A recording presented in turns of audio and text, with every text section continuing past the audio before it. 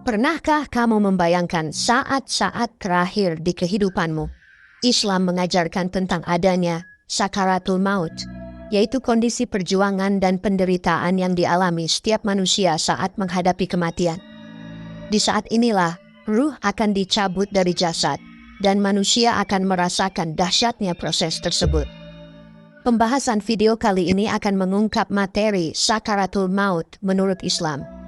Kami akan membahas 4 hal penting di antaranya. Pertama, dahsyatnya sakaratul maut. Bagaimana proses pencabutan ruh yang begitu menyakitkan dan penuh perjuangan. Kedua, gangguan iblis saat sakaratul maut. Saat-saat sakarat menjadi momen rawan manusia, digoda iblis untuk meninggalkan keimanan. Ketiga, sakaratul maut bagi orang kafir. Bagaimana kondisi mengerikan yang dialami orang yang tidak beriman saat menghadapi kematian. Keempat, sakaratul maut bagi orang mukmin. Meskipun sama-sama merasakan sakit, orang mukmin mendapat pertolongan dan kemudahan dari Allah Subhanahu wa Ta'ala saat sakaratul maut. Pembahasan kali ini akan membantu kita mempersiapkan diri menghadapi kematian dengan lebih baik dan meningkatkan keimanan kita kepada Allah Subhanahu wa Ta'ala. Dahsyatnya sakaratul maut. Dahsyatnya sakaratul maut akan dialami semua manusia baik umat muslim maupun non-muslim. Tak ada yang bisa menghindar dari pedihnya sakaratul maut kecuali orang-orang yang dirahmatinya. Para nabi termasuk Rasulullah Shallallahu Alaihi Wasallam juga mengalami peristiwa menyakitkan itu. Rasulullah menggambarkan sakaratul maut seperti tusukan pedang 300 kali. Semoga Allah melindungi kita dari pedihnya sakaratul maut. Ustaz Said Baumar mengatakan, proses tercabutnya nyawa manusia akan diawali dengan detik-detik menegangkan dan sangat menyakitkan. Peristiwa ini dikenal sebagai sakaratul maut. Ibnu Abi Ad-Dunya rahimakumullah meriwayatkan dari Syaddad bin Aus radhiyallahu anhu, ia berkata, kematian adalah kengerian yang paling dahsyat di dunia dan akhirat bagi orang yang beriman. Kematian lebih menyakitkan dari goresan gergaji, sayatan gunting, panasnya air mendidih di bejana. Seandainya ada mayat yang dibangkitkan dan menceritakan pada penduduk dunia tentang sakitnya kematian, niscaya penghuni dunia tidak akan nyaman dengan hidupnya dan tidak nyenyak dalam tidurnya. Allah Subhanahu wa Ta'ala berfirman, ketika sakaratul maut datang kepada setiap manusia, pasti malaikat berkata kepadanya, inilah kematian yang dahulu senantiasa kamu hindari. Al-Quran Surah Qaf, ayat 19. Hujatul Islam Imam Al-Ghazali mengatakan bahwa, demi Allah, sekiranya jenazah yang sedang kalian tangisi bisa berbicara sekejap, lalu menceritakan pengalaman sakaratul mautnya pada kalian, niscaya kalian akan melupakan jenazah tersebut dan mulai menangisi diri kalian sendiri. Rasulullah bersabda bahwa kematian yang paling ringan ibarat sebatang pohon penuh duri yang menancap di selembar kain sutra. Apakah batang pohon duri itu dapat diambil tanpa membawa serta bagian kain sutra yang tersobek? Hadis riwayat Al-Bukhari. Imam Al-Ghazali bahkan berpendapat bahwa sakaratul maut ibarat sebatang pohon berduri yang dimasukkan dalam perut seseorang. Kemudian seorang lelaki menariknya dengan sekuat-kuatnya, sehingga ranting itu pun membawa semua bagian tubuh yang tersangkut padanya dan meninggalkan yang tersisa. Imam Al-Ghazali juga mengatakan bahwa rasa sakit yang dirasakan selama sakaratul maut seperti menghujam jiwa dan menyebar ke seluruh anggota tubuh. Sehingga bagi orang yang sedang sekarat, merasakan bahwa dirinya ditarik-tarik dan dicabut dari setiap urat nadi, urat syaraf, persendian, dan dari setiap akar rambut, serta kulit kepala hingga kaki.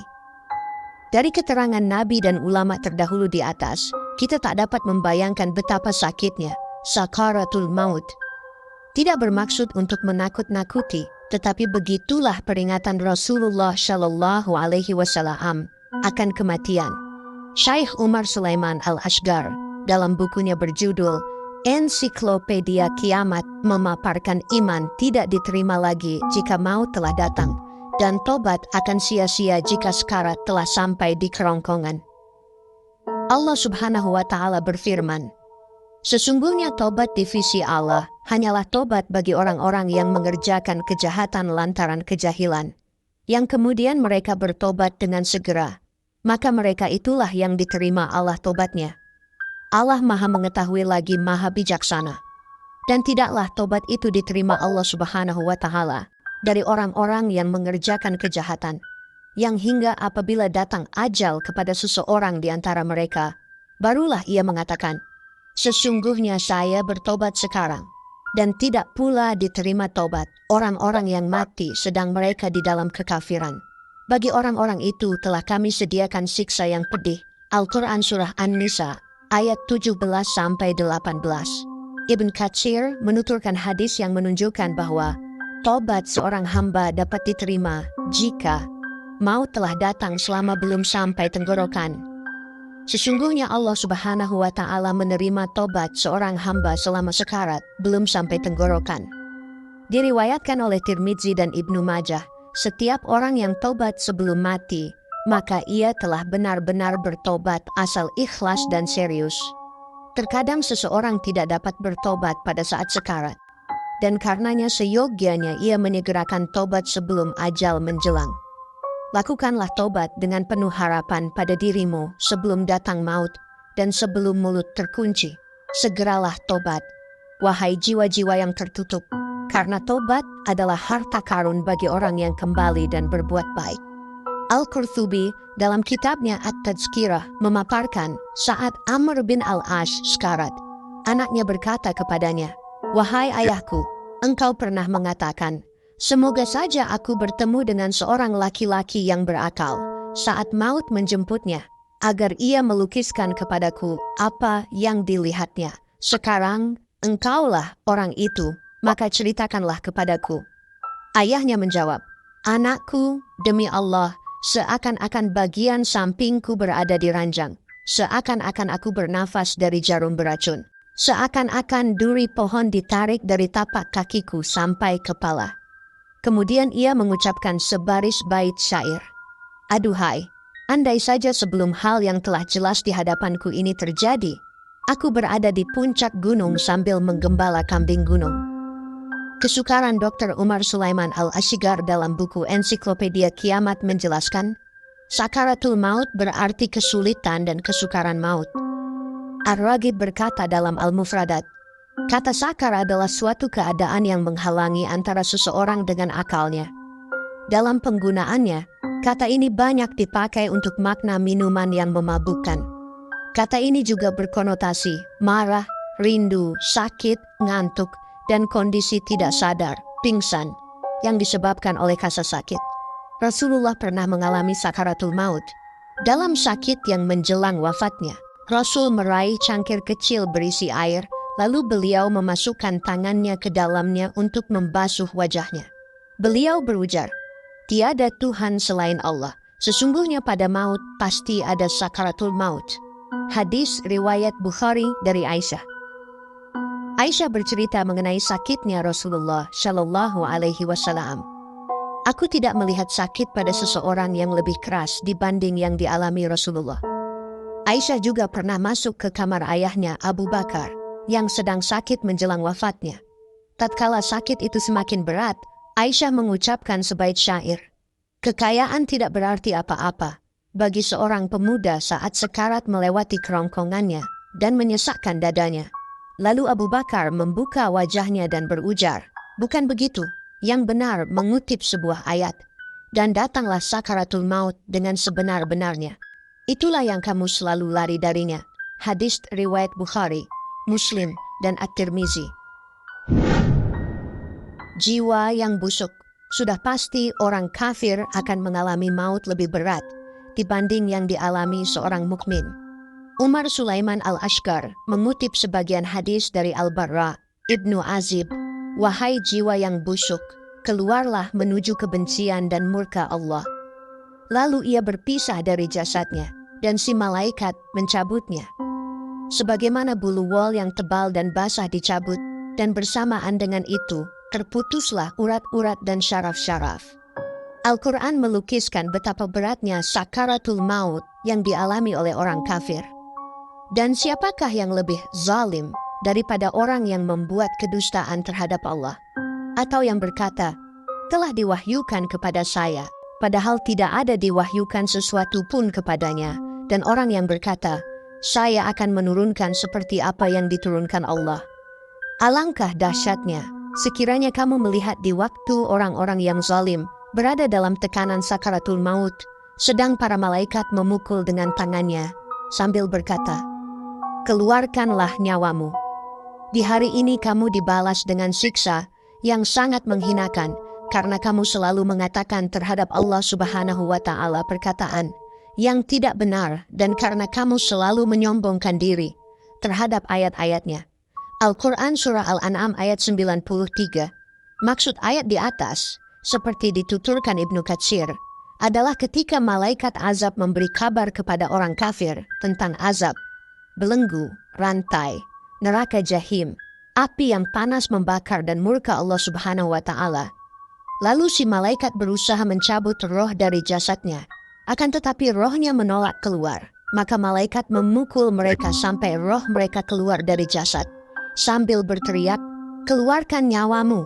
Pada hari ini kamu dibalas dengan siksaan yang sangat menghinakan, karena kamu selalu mengatakan terhadap Allah Subhanahu wa Ta'ala perkataan yang tidak benar. Ibnu Katsir menafsirkan, wa al-malaika basithu aidihim, dengan memukul. Makna ayat ini sama dengan makna ayat, sungguh kalau kamu menggerakkan tanganmu kepadaku untuk membunuhku. Al-Quran Surah Al-Maidah ayat 28.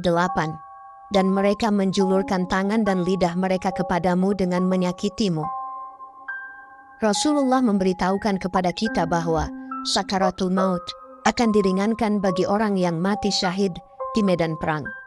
Abu Hurairah meriwayatkan bahwa Rasulullah Shallallahu Alaihi Wasallam bersabda, orang yang mati syahid tidak merasakan sakitnya terbunuh, kecuali seperti sakitnya dicubit. Diriwayatkan oleh Tirmidzi, An-Nasai, dan Ad-Darimi.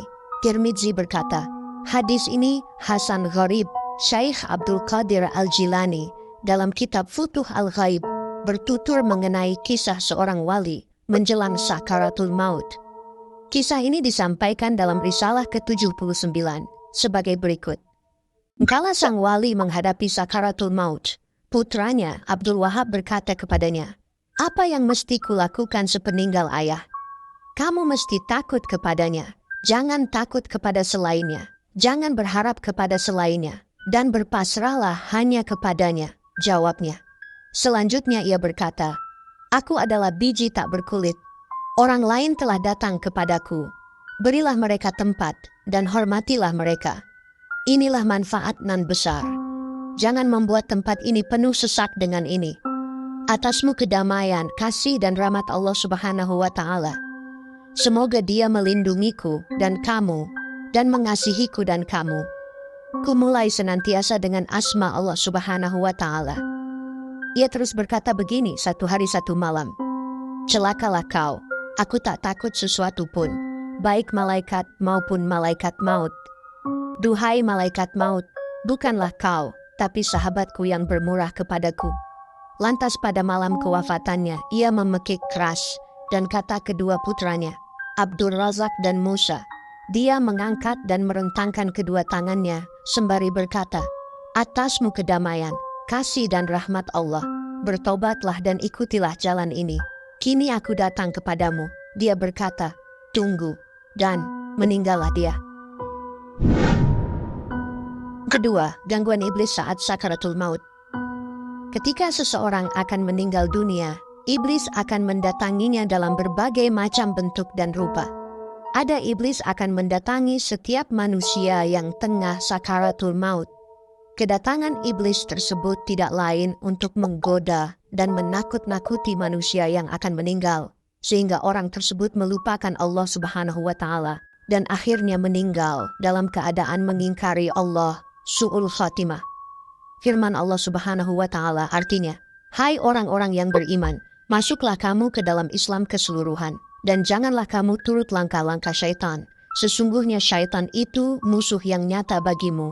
Al-Quran Surah Al-Baqarah ayat 208. Berikut 7. Cara gangguan iblis saat sakaratul maut. Pertama, iblis akan mendatangi seseorang yang tengah sakaratul maut dalam rupa yang aneh, seperti emas, perak, berlian, dan lain-lain. Terkadang iblis juga akan datang dalam bentuk makanan dan minuman yang sangat lezat. Hal ini biasanya terjadi jika orang yang sedang sakaratul maut itu sangat tamak dan senang kepada barang-barang tersebut. Saat orang yang akan mati itu meraba atau menyentuh barang-barang iblis tersebut, dan pada waktu yang bersamaan, nyawanya putus dari tubuh, maka orang tersebut mati dalam keadaan lalai dan lupa kepada Allah Subhanahu wa Ta'ala. Barang siapa yang mati dalam keadaan demikian, maka ia meninggal dalam keadaan fasik dan munafik. Kedua, iblis akan mendatangi seseorang yang tengah sakaratul maut dalam wujud binatang yang ditakuti orang itu, misalnya harimau, singa, ular, atau yang lain. Apabila orang yang sedang sakaratul maut itu melihat binatang tersebut lalu menjerit dan melompat dengan sekuat hati, dan pada saat yang bersamaan rohnya putus dari raganya, maka orang tersebut juga mati dalam keadaan fasik dan munafik, yaitu mati dalam keadaan lupa kepada Allah Subhanahu wa Ta'ala. Ketiga, iblis akan mendatangi dan memperdaya seseorang yang sedang sakaratul maut dengan menyerupai binatang kesayangan orang itu, misalnya kucing, kelinci, burung, dan sebagainya. Apabila tangan orang yang hendak mati tersebut meraba-raba binatang itu, dan pada saat yang bersamaan dia mati, maka ia mati dalam keadaan hatinya melupakan Allah, dan termasuk orang-orang yang mati dalam keadaan fasik dan munafik. Keempat, iblis mendatangi seseorang yang akan meninggal dunia menyerupai wajah seseorang yang paling dibenci oleh orang yang akan meninggal tersebut, misalnya musuhnya semasa hidupnya.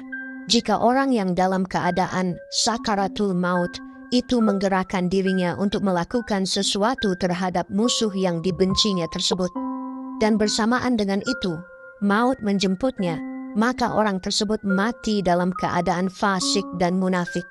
Kelima, iblis akan mendatangi seseorang yang hampir mati dalam rupa anggota keluarga orang itu, seperti ayah dan ibunya, dengan membawa makanan dan minuman.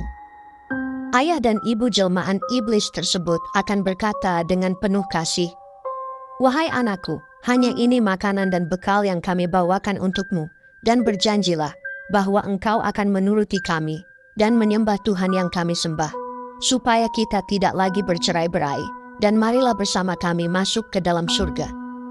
Jika seseorang yang hampir mati tersebut mengikuti perkataan iblis itu, dan saat itu juga nyawanya keluar dari jasadnya, maka orang tersebut mati dalam keadaan kafir, dan terhapuslah semua amal kebaikan yang pernah ia lakukan semasa hidupnya. Keenam, iblis akan mendatangi seseorang yang hampir mati dalam rupa para ulama dengan membawa banyak sekali kitab. Iblis yang telah menyerupai para ulama itu akan berkata kepada orang yang sedang sekarat itu, "Wahai muridku, sudah lama sekali kami menunggu dirimu, rupanya kamu sedang sakit di sini. Oleh sebab itu, kami membawakan untukmu dokter dan berbagai macam obat-obatan. Diminumlah obat tersebut dan hilanglah penyakit itu." Namun, tak lama kemudian, penyakit itu datang lagi. Datang pula iblis yang menyerupai ulama dan berkata, "Kali ini kami datang kepadamu untuk memberi nasihat agar kamu mati dalam keadaan baik. Tahukah kamu bagaimana hakikat Allah?" Berkata orang yang sedang dalam sakaratul maut, "Aku tidak tahu." Berkata ulama jelmaan iblis, "Ketahuilah, sesungguhnya aku ini adalah seorang ulama yang tinggi dan hebat, baru saja kembali dari alam gaib dan telah mendapatkan kedudukan di surga tertinggi. Cobalah kamu lihat surga yang telah disediakan untukmu. Jika kamu ingin mengetahui zat Allah Subhanahu wa Ta'ala, maka hendaknya kamu bersikap patuh kepada kami." Orang yang tengah sakaratul maut itu pun memandang ke arah kanan dan kiri. Dilihatnya sanak saudaranya berada dalam kesenangan surga, surga palsu, yang telah dibentangkan iblis untuk menggoda orang yang sedang sakaratul maut tersebut agar mengikuti jalannya yang sesat. Orang yang sedang sakaratul maut itu lantas bertanya kepada ulama palsu jelmaan iblis, "Bagaimanakah zat Allah Subhanahu wa Ta'ala?" Iblis menjadi sangat gembira, ternyata jeratannya tersebut tepat mengenai sasaran. Iblis pun berkata, Tunggu, sebentar lagi dinding dan tirai akan dibuka kepadamu. Begitu tirai yang berwarna-warni tersebut dibuka selapis demi selapis, orang yang dalam keadaan sakaratul maut itu pun dapat melihat satu benda yang sangat besar, seolah-olah lebih besar dari langit dan bumi. Berkata iblis, itulah dia zat Allah yang patut kita sembah. Berkata orang yang tengah sakaratul maut, wahai guruku, ini benda yang benar-benar besar, tetapi benda ini mempunyai 6 sisi, yaitu kiri dan kanan, atas dan bawah, depan dan belakang. Sedangkan zat Allah Subhanahu wa Ta'ala tidak menyerupai makhluk, dia maha sempurna dan tidak memiliki sedikit pun kekurangan. Namun, mengapa zat yang ada di hadapan kita ini lain dari yang kita ketahui dahulu? Mengapa yang patut disembah sekarang adalah dia? Ketika seseorang yang hampir mati tersebut masih dalam keraguan-raguannya dan malaikat maut datang mencabut nyawanya, maka matilah orang tersebut dalam keadaan kafir dan mengingkari Allah Subhanahu wa Ta'ala, serta terhapuslah segala amal baiknya selama hidup di dunia. Ketujuh, iblis yang ketujuh ini terdiri dari 72 barisan. Hal ini sesuai dengan hadis Rasulullah bahwa umat beliau akan terbagi menjadi 73 golongan dan hanya satu golongan yang akan diterima oleh Allah Subhanahu wa Ta'ala. Adapun 72 golongan lainnya tidak akan diterima di sisinya. Dengan 72 barisan inilah iblis menggoda setiap orang yang akan meninggal dengan berbagai cara agar orang tersebut mati dalam keadaan melupakan Allah Subhanahu wa Ta'ala. Ketiga, sakaratul maut bagi orang kafir. Syekh Abu Laits As-Samarqandi, ulama ahli fiqih, wafat 373 Hijriah, dalam kitabnya Tanbihul Ghafilin, menceritakan dahsyatnya proses keluarnya roh dari tubuh orang kafir, orang yang tidak beriman kepada Allah Subhanahu wa Ta'ala dan Rasul-Nya. Sakaratul maut adalah saat di mana manusia akan menghadapi kematian, yaitu berpisahnya roh dari jasad. Nabi Muhammad Shallallahu Alaihi Wasallam telah mengabarkan bagaimana dahsyatnya sakaratul maut karena beliau sendiri pernah mengalaminya. Semoga Allah meringankan kita saat menghadapi sakaratul maut. Maut itu bagaikan pohon berduri dimasukkan ke dalam tubuh anak Adam. Maka tiap duri berkait dengan urat, lalu dicabut oleh seorang yang kuat sehingga dapat memutuskan apa yang terputus dan meninggalkan apa yang masih tinggal. Imam Abu Laits mengatakan bahwa Nabi Muhammad bersabda, adapun hamba yang kafir, jika akan meninggal dunia dan menghadapi akhirat, maka datanglah kepadanya malaikat yang mukanya hitam, dengan pakaian hitam, lalu duduk di mukanya sepanjang pandangan mata. Kemudian datang malaikat maut dan duduk di samping kepalanya lalu berkata, hai roh yang jahat, keluarlah menuju murka Allah. Maka tersebar di semua anggota badannya, maka dicabut rohnya, bagaikan mencabut besi dari bulu yang basah, maka terputus semua urat dan ototnya, lalu diterima akan dimasukkan dalam kain hitam, dan dibawa dengan bau yang sangat busuk bagaikan bangkai, dan dibawa naik, maka tidak melalui malaikat melainkan ditanya, roh siapakah yang jahat dan busuk itu? Lalu dijawab, roh Fulan bin Fulan, dengan sebutan yang amat jelek sehingga sampai di langit dunia, maka minta dibuka, tetapi tidak dibuka untuknya. Kemudian Nabi membaca ayat, La tufattahu lahum abwabus sama'i, wa la yadkhulunal jannata hatta yalijal jamalu fisamil khiyat. Artinya, tidak dibukakan bagi mereka itu pintu-pintu langit, dan tidak dapat masuk surga, sehingga unta dapat masuk dalam lubang jarum. Kemudian diperintahkan, tulislah orang itu dalam kitab Sijjin. Kemudian roh itu dilemparkan begitu saja, sebagaimana ayat waman yusyrik billahi fakan nama kharra minas samai fatakhtafuhu tsairu au tahwi bihirrihu fi makanin sahih. Artinya, dan siapa yang mempersekutukan Allah, maka bagaikan jatuh dari langit, lalu disambar elang atau dilemparkan oleh angin ke dalam jurang yang curam. Kemudian roh itu dikembalikan ke dalam jasad di dalam kubur, lalu didatangi oleh dua malaikat yang mendudukkannya lalu bertanya, siapa Tuhanmu? Maka dijawab, saya tidak tahu. Lalu ditanya, apakah agamamu? Maka dijawab, "Saya tidak tahu." Ditanya lagi, "Bagaimana pendapatmu terhadap orang yang diutus di tengah-tengah kamu?" Dijawab, "Saya tidak tahu." Lalu ditanya, "Bagaimanakah kamu mengetahui itu?" Maka dijawab, "Saya tidak tahu." Maka terdengarlah suara seruan dari langit, "Dusta hambaku, hamparkan untuknya dari neraka, dan bukakan baginya pintu neraka." Maka terasa olehnya panas hawa neraka, dan disempitkan kuburnya sehingga terhimpit dan rusak tulang-tulang rusuknya. Kemudian datang kepadanya seorang yang buruk wajahnya dan busuk baunya sambil berkata, "Sambutlah hari yang sangat jelek bagimu. Inilah saat yang telah diperingatkan oleh Allah Subhanahu wa Ta'ala kepadamu." Lalu ia bertanya, "Siapakah kau?" Jawabnya, "Aku amalmu yang jelek." Lalu ia berkata, "Ya Tuhan, jangan percepatkan kiamat. Ya Tuhan, jangan percepatkan kiamat." Karena dia sudah mengetahui neraka tempat terakhirnya. Keempat, sakaratul maut bagi orang mukmin.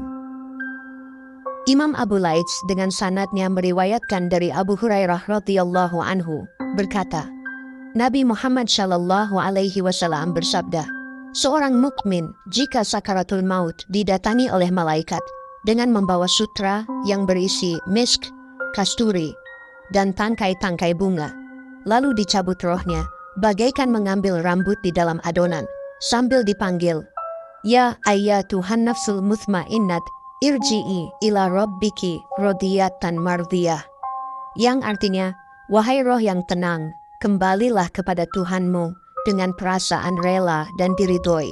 Kembalilah dengan rahmat dan keridhaan Allah Subhanahu wa Ta'ala.' Maka jika telah keluar rohnya, langsung diletakkan di atas misik dan bunga-bunga itu, lalu dilipat dengan sutra dan dibawa ke Iliyin. Rasulullah bersabda lagi, maka keluarlah rohnya mengalir, bagaikan titisan dari mulut kendi tempat air, maka langsung diterima dan langsung dimasukkan dalam kafan, dan dibawa keluar semerbak harum, bagaikan kasturi yang terharum di atas bumi. Lalu dibawa naik melalui rombongan malaikat, lalu ditanya, "Roh siapakah yang harum ini?"